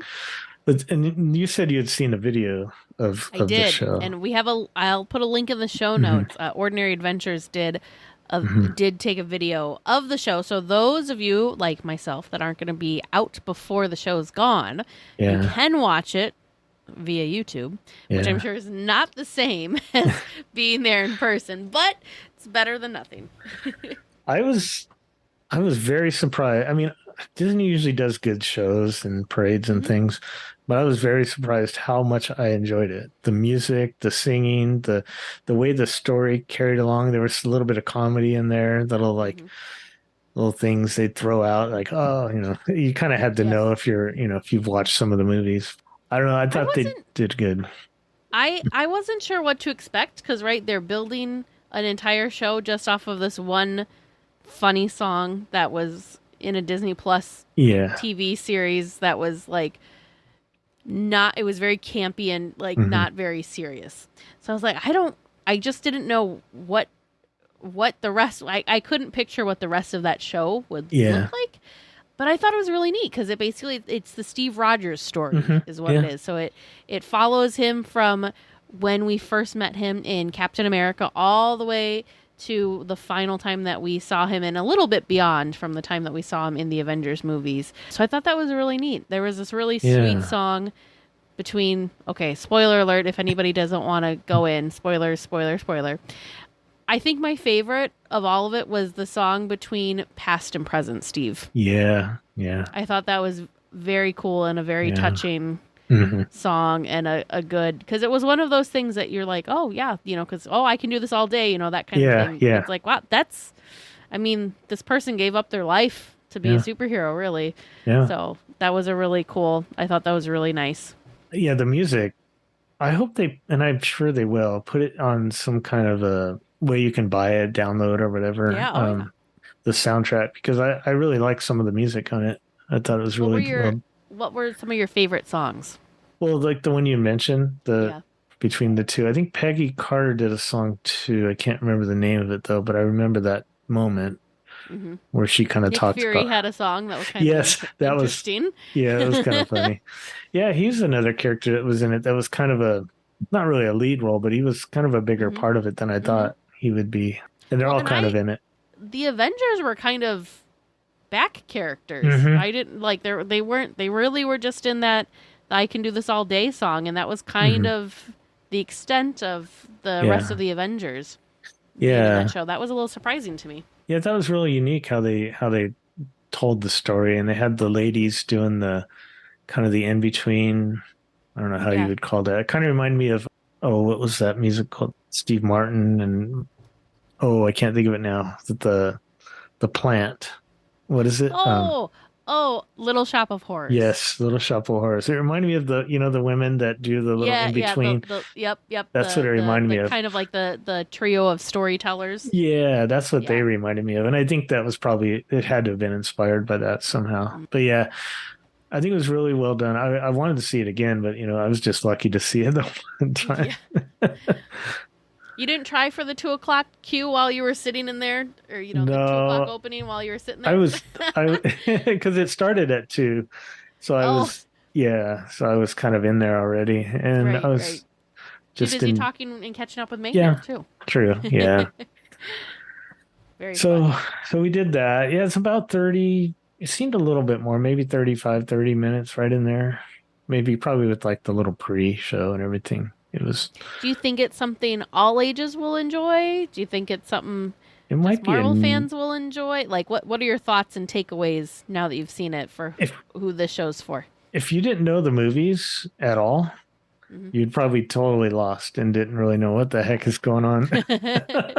Sure, sure. Yeah, but I think if you were into the Avengers movies and you no matter what age you are, you would probably enjoy it. I would think. I think Nice. it's fast paced enough for like younger kids to not really get bored or anything. Sure. Yep. Yep. There's not a ton of dialogue. I mean, it's like, a few things, a few lines, and then they go into a song. So Gotcha. I think all ages could enjoy it. I hope they do it longer than what they're saying. I think they say it's a limited time, but I think if something's popular enough and it does well, I think they'll maybe into the holidays. Yeah, I was maybe? going to say that seems to be a trend where it's just, it's something. Well, look at Fantasmic. Fantasmic was only supposed to be a couple of years, and it's, still going, and it's at multiple parks now, so Yeah. you never know with those things that they build them for a short period, but then they don't ever glow away like other Yeah, I was things. going to say electrical parade. Look at that. Yeah, the electrical parade's been around forever, and it will continue to be around because it's Yeah. popular, and especially now that they're investing in the floats and they redid that finale float. It's not going to glow away anytime soon. But yeah, And the cast did so well, and you could tell they put a lot of work into it. The set pieces, Nice. everything was so well done. I really hope that they do. I mean, it's really hard to see with all that work they put into it to see it only last for what, 2 months? yeah. Yeah. So I hope it does stay longer. It fits perfect in that area, and just Yeah. yeah. Well, good. I'm glad you enjoyed it. I did. still was a little skeptical with watching the video, but that's also watching a video versus being there for the live performance. It's just not the same. No. It's just not the same, and I understand that, but Yeah. I think you would have enjoyed it a lot. yeah. I think so. We continued our day. We went back to the hotel. It was kind of warm that day. I think it was probably in the low 90s, which is pretty hot for Southern California. It doesn't usually get warm there like that. We went back to our hotel and took a little, because I wanted to stay till closing, and I knew that it would be hard to do a full day in the state of be there from park opening to closing. So we went back to the hotel and we hung out, just laid down, took our shoes off for about Sure. 2 hours. We came back in about 5:30 and went on Indy, and everything was working. The ball was Nice. working. Everything was Very good. nice. Went on Pirates again. I had a Ronto wrap. Do you like Ronto wraps? Oh, they're so Yeah. good. I like Yeah. the Ronto wrap, but actually I like the Ronto-less wrap better than the Oh, you Ronto do? wrap. There's something about there's a sauce and I don't know, the it a flavors. Different Out of sauce than the one that comes It on. is a different sauce. Oh, Mm-hmm. okay. I'll I'll have to try it one that. of these times. Okay. Well, the thing I liked there that they had last time I went there, Eric from Concierge and I were hanging out, and we tried this together. They have this, it's like an orange tangerine drink that has like this not cream cheese, cream something like, Yeah. Yep. I know what you're talking about. Where it's got kind of like a foam. yeah. Hmm. And that was so good. So I got that again. They had it. So yeah. I have to tell you a funny story, Tag. Okay. They have that orange or tangerine drink. I don't remember what the name is right off the top of my head. They had a different version of that when we were there. I don't remember if it was when we were there last December or if it was last fall. One of those two times. Same type of thing, though, where it had that foamy stuff. So the first time he got it, he always watches me get the cold brews, and when you have the cream on top of the cold brew, you have to mix it in because that's like part of the flavor, and so you got to mix it in, otherwise it just doesn't work. So he knows to mix it in. So he gets this thing, and the foam's on top, the drink's on the bottom. He's like, "Oh, I need to mix it." Well, he mixes it. Well, something about those drinks, it reacts and it fizzes and fuzzes all over the place and made this huge mess. He's like, ah. So then when we were there in May, he got it again. And he was saying before we got it, he's like, I can't, don't let me mix it. I can't mix it. It made a mess. Remember, don't let me do it. Well, then we get there. And what does he do? He just mixes again out of like whatever, and then it Oh, ended no. up fizzing all over the place again. So that drink's an experience each Uh-huh. time that we've had it. But That's it's very funny. tasty. Yeah. Yeah. I was surprised how much I enjoyed it. Yeah. So then, The thing that's really surprising to me, Mhm. maybe you've noticed, maybe you haven't noticed this, is the food at Galaxy's Edge is just, it's some of my favorite food at the park. And that's Yeah. wild to me. I Yeah. don't know, but there's so many tastes, like Docking Bay 7 Mhm. has all sorts of tasty stuff. We always make sure we go back there to try, because they do different seasonal menus Mhm. changes and such. We have to get ourselves a Ronto wrap during the trip Yeah. at some point. It's just, it's so good. I would not have thought that. I was surprised too because some of the names they come up with for some of the items, especially at Docking Bay 7, I thought, I don't know, that doesn't sound good. but but it is. Yeah. Mm-hmm. I know. You just kind of you got to just read what the description is. Mm-hmm. I was trying to find what the name of that drink is, but I'm not finding it here. Oh, the It's one not that in the app. Mm-hmm. Oh, it's not?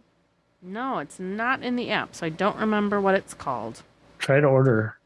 But Try it's to- try to- tasty. Try to do an order. Try to is it- mobile order. Yeah, because it didn't show up on the menu, but when I went to order, it was on there. Let me see if it'll work. Oh, here we Yeah, go. Destrin. Dextrin. Yep, yeah. the Destrin ice cap. Yeah. Don't mix it. No. But it's Sprite, orange tangerine syrup, topped with sweet cream cheese. Yeah. Yeah, sweet Delicious, cream. but just resist the urge to mix. Well, and it kind of mixes on its own. If you kind of let it Yeah. sit, it slowly, I was noticing it kind of slowly dissolves to the bottom there.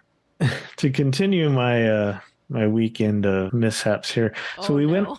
went on Millennium Falcon, and again, because we were right in that area, and we had a Genie Plus pass for it, and we get inside. We gave up our spots again. We always get picked to be the the pilots, so we gave it up to another families, and we did the engineering Yeah. in the back, and they didn't know what they were doing, but I was trying to they were a little nervous. Said, "Oh no, you'll be fine. It'll be good." Yeah. It's their first time. So we get in there and it's going, they go to light speed, they pull that back. Yeah. Right when you go to light speed, the screen turned blank. And I went, oh no, what's going on? Yeah.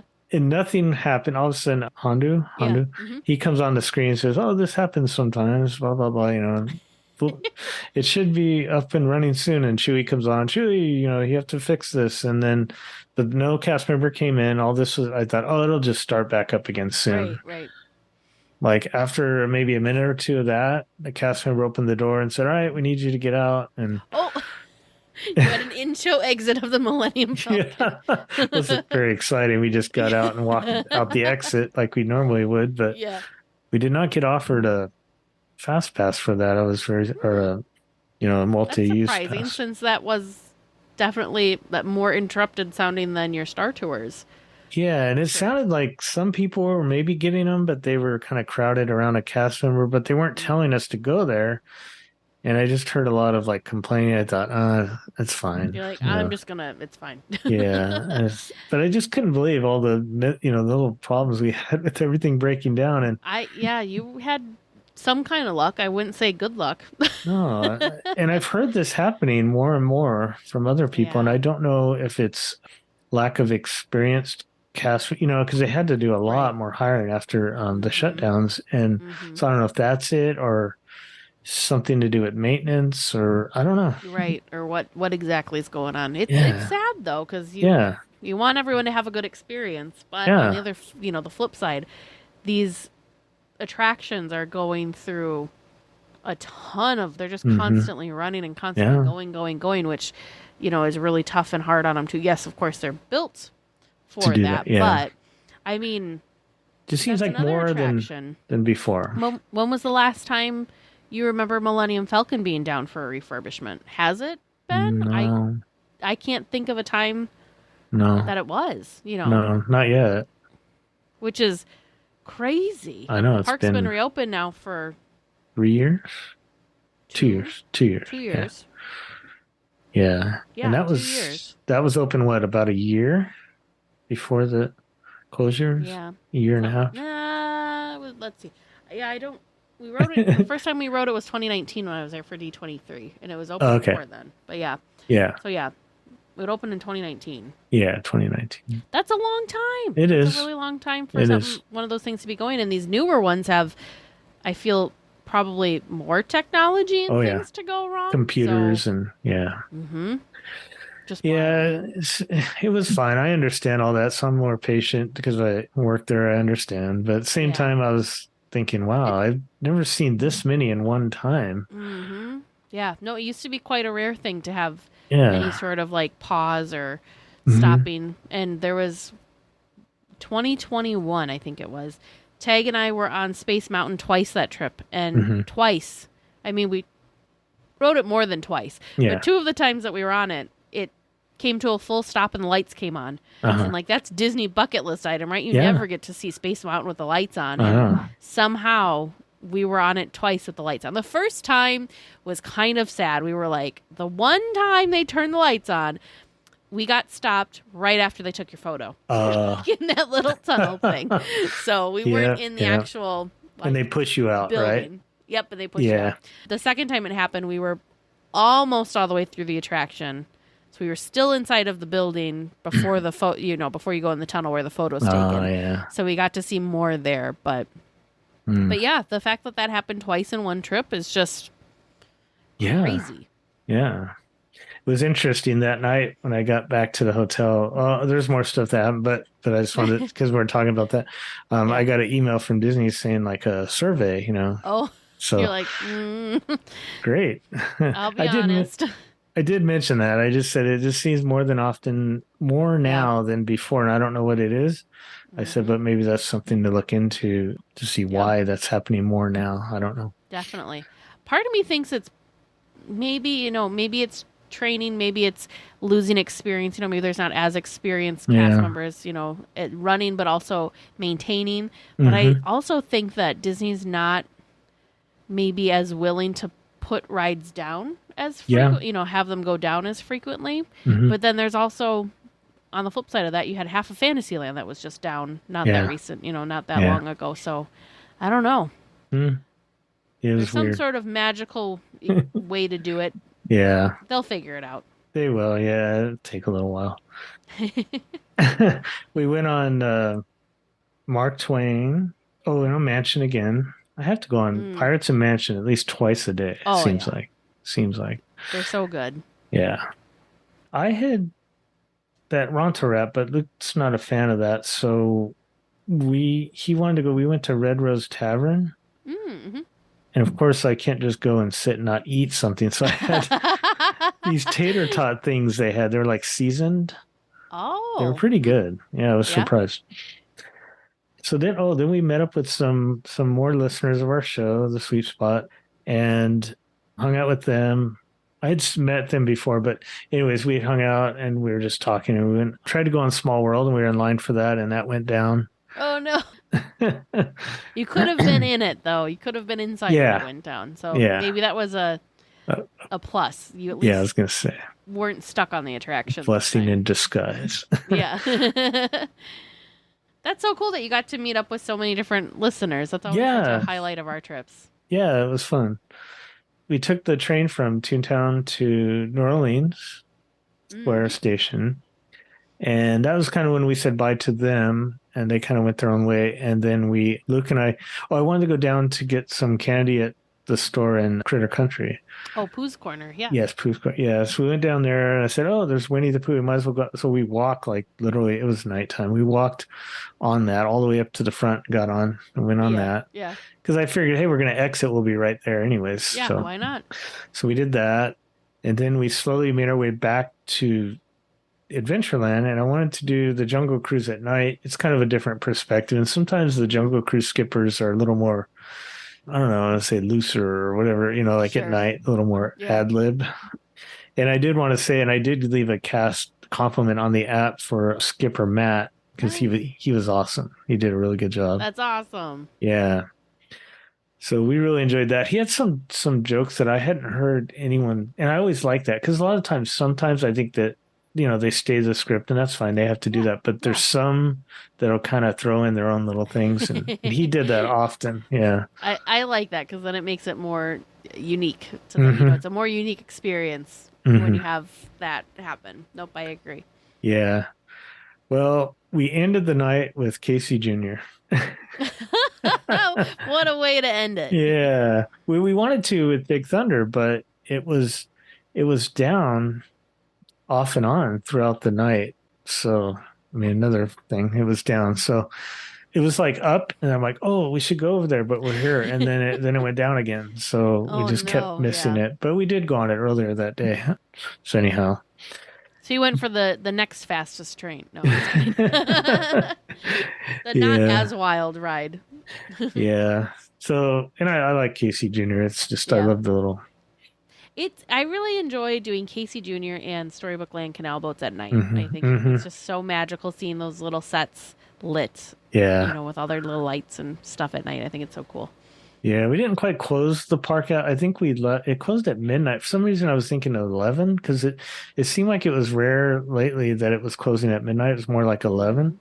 I think some of that was due to staffing, but yeah, it was open till midnight. And I thought, oh, we're going to close it out. And then I realized, oh, no, it's closing at midnight. So we stayed, I think it was till like 11:30 or something, but it was pretty close. Yep. We were getting pretty tired, but yeah, I went into the gallery, Disney Gallery on Main Street. Oh, yeah. Was that the first? Had you seen the Disney 100 display before? Or was that the first time? No, I'd seen it before, but I always like stopping in there though. It's just so nice. And there was a little like not a couch, but a little like seating area where they have the history, like they had like footage of Disneyland being built and stuff. They have that. And there was no one in there. It was just us. So we were just sitting there just watching that. That's fun. Yeah. I think that's one of the many underappreciated areas. For sure. In the parks. It's so cool. Even the store. Even though all the stuff in the store is like super expensive and I'm never going to buy it, I just love walking through and looking at all the art that they have up, and especially the stuff that they've got displayed in the vault. I'm definitely never buying anything that's ever displayed in that vault in the front room because it's always very, very expensive. Yeah. But it's still really cool just to see and to look at it and appreciate it. Yeah, no, I love it. Yeah. So it was a good trip. We had a really good time. Nice. Look forward to my next time. I'm not sure. I have one planned. Do you have the next one planned or not yet? Well, I do. We're going to be tentatively. It's our family trip we do around Thanksgiving. Well, this time it'll be we're leaving on my birthday, so I'll be there for my birthday in November. So, and I'll have to talk about that on the sweep spot. It won't be on this show then, I don't think. But yeah, that time we're gonna be staying at the new tower, the Disneyland Villas Tower. So I have a room reserved for that. Very cool. Yeah, so I'm excited. Very cool. Those rooms look beautiful. Absolutely beautiful. The concept art for them, I was just, yeah. That's awesome. I'm very happy for you to get to experience that because, there's few things, like I always think, maybe with how much we enjoy doing Disney vacations, maybe it would make sense for me to be a DVC member. And then I hear the price and I'm like, I don't understand how this makes sense for me to be a DVC member. But then they bring out stuff like this new tower. I'm like, but it's so pretty. Yeah, but I'm not a DVC member, but they had them available for... They did, yeah. Yeah. For everyone. Yeah. What a way to celebrate your birthday. Yep, looking forward to it. Very awesome. Well, thank you so much, Lynn, for your amazing trip report. I especially liked hearing your thoughts on Rogers the musical and bonus Maynard time and some a check-in with Maynard. That's really cool. Yeah, for sure. It's okay. I'll be the only weekly tier without an answer. Make sure you send your questions to Producer James or Producer Vern at trivia@DLWeekly.net. Welcome back to Trivia Land, where we're going to find out the correct answers, find out the incorrect answers, find out all of the answers to tonight's questions. Lynn, Teresa, how do you think you did? I'm confident on 2. Yeah. Okay. 50%. I mean, there are nights where you don't feel confident at That's all. true. So That's true. yeah, so We'll okay. take it as a slight win then. Yes. All right. Well, let's dive right into it. Your first two questions from me listening to last week's discussion and feeling inspired. From us just stepping right into our own misery. So the question came up during the last episode, so I had to find out. What is the name of the dog in the Haunted Mansion? The answers that you gave were X and Bones. The correct answer that I was looking for, so named by fans due to his emaciated appearance, and also referred to by this name during live meet and greets with the caretaker, his name is Bones. Oh, you got it. As soon as you said his emaciated, I'm like, I didn't even think about how bony the dog is. Yeah. Wow. Okay, we don't. That's it. That's the end of trivia. I cannot top that. Dang. You know how hard it was to keep a poker face when you said that. So it's. Did I hear you correctly? It's not like Disney didn't say that this is his name. That's just like what the fans For all gave. of and my that's research, he was originally named. This is from my research. I've not been able to confirm this with a cast member or anything like that. But from everything that I've been able to find, it was originally a fan name that then got picked up Interesting. by Disney. Mm. Okay, we'll take it. Interesting. I like it. Yeah. Yep. Bones. Now I'm gonna have to make sure I say hi to him every time I go to the Haunted Mansion. But it is something that has, again, this is from everything that I've been able to find, and this was multiple sources that I do use for all of my vetting. It is something that if you are there when there's a face character of caretaker That's very doing meet and rare. greets, that character will refer to the dog as Bones. So Disney has officially adopted the name, but all of my source material says that it was originally a fan name before Disney officially adopted it. You know what Wow. I'm surprised about? That's not the only bone No, in an attraction. that's why I thought it Because couldn't there's- be too. Yeah. Because there's a Bones in Indy. Indiana Jones. He's a skeleton that has a Mouseketeer hat Yeah. that's embroidered Bones, and he's wearing it backwards so you can... See I it, mean, if you were able to get a crystal clear photo, that's how you can see it because you Sure. go past him so quickly. You Yeah. can't. I've never been able to actually read the embroidery, No. but you can see the hat. So I always yell "Hi Bones." That's as soon as I said I'm gonna have to remember to say "Hi Bones." As soon as I said that, I'm like, wait a minute, I already say "Hi Bones" once. Once a trip. I've seen it off the attraction when I was walking through. We had to clean up, but yeah. never seen it as it's going. No. Oh, it's really hard. You have to I know. look and whip your head around to do it. If you and I ever ride, you'll notice me "Hi Bones," hanging out the side of That's the funny. Jeep. I say hi to Harold too when we're on the Matterhorn. Of course, you have to say hi to Harold. Yeah. And now I'm gonna have to say hi to Fluffy since we have Now that we know No about we know name, that yeah. the snake's named Fluffy. Yeah. All right, and your second question, inspired by last week's discussion. What is the name of the other living being in the Haunted Mansion, not counting the Raven? Well, both of you being sharp as a tack and knowing that that was the caretaker, but you didn't know the name of the caretaker. Now, a little bit of a cheat on this. At Liberty Square's mansion in Disney World, there are crates and barrels outside of the mansion that are addressed to Mr. Silas Crump. He even has a Ooh. last name, Yes. Silas. Interesting. Well, that's a big old X for Lynn and I. I know. But that's okay. Silas and Bones. Yeah. Those are good creepy names. I Yeah. like it. Yeah. Mysterious names. And now we're going to dive into the deep dive with Kayla Jean and the 2.5-year-old son. These enough questions were sent in. This is going to carry us into next week as well. I love deep dives, and I love it when a listener can send a good deep dive. So appreciate this. Thank you.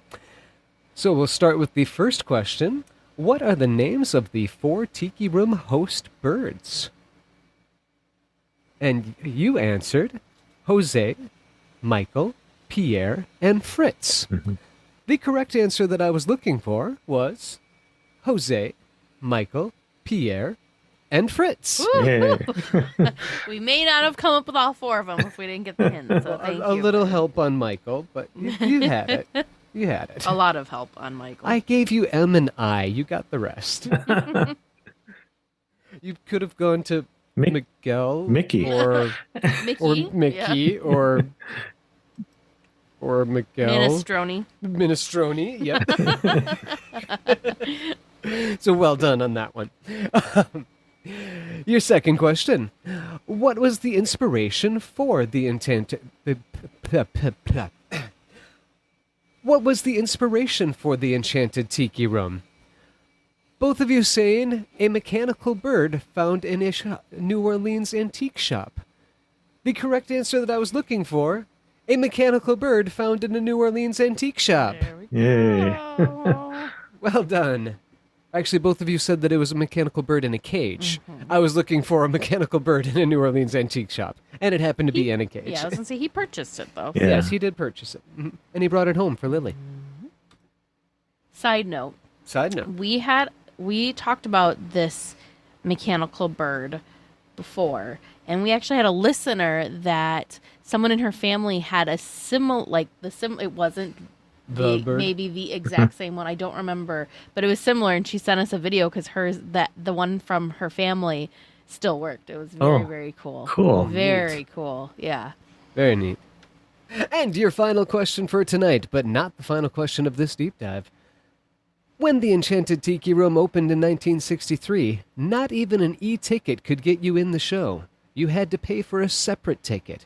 What was the price for that ticket? The answers that you gave me were 25 cents and $1. Because the attraction was sponsored and technically not solely owned by the park, a fee of 75 cents was charged to enter. I was going to say that. Weird. Yeah. I feel like it should have been 50, like a quarter, 50 cents or $1. 75 cents just feels a little difficult. And that's a lot of change making. Yeah. Yes, it is. That is so much change making because everybody's going to come to you with $1 and you have to make change on every Well, but like 50 cents, then 2 people for $1, that would make sense. Right. Yeah. Even 25 cents, a family of 4 for $1, but 75 or cents. one person just comes up to you with a quarter and they're in. But at 75 cents, every person you got to give them change, or for 2 people you've got to give them change. Like a it's tough just number. I feel like, but all right. but I feel like in '63 more people would carry change. Like we don't carry a lot of change nowadays. Yeah, definitely. But Very true. But maybe they did. Yeah. Yeah, no, certainly. Very true. I mean, I carried change in the 90s more than I do now. Yeah. Or even in the 2000s. I'm aging myself. Let's move on to a new subject. So, listeners, how did you do listening at home? How do you think Lynn and Teresa did? Do you have an awesome deep dive that you've been dying to do, educate yourself on a subject that you want to learn more about, and you think you could come up with some awesome trivia questions that you'd like to hear on the air? Or maybe just a regular bunch of questions you came across that you'd like to hear? Either way, if you'd like to send those in to help us out, feel free to do so at trivia@dlweekly.net. And we'll be back next week with more Disneyland news and information. Until then, go out and enjoy the parks. Please remain seated until the podcast comes to a complete stop and the doors have opened. Then collect your belongings, watch your head, and step carefully from the episode. On behalf of all of our crew, thanks for traveling with us. And we hope you have a happy and memorable visit here at DL Weekly.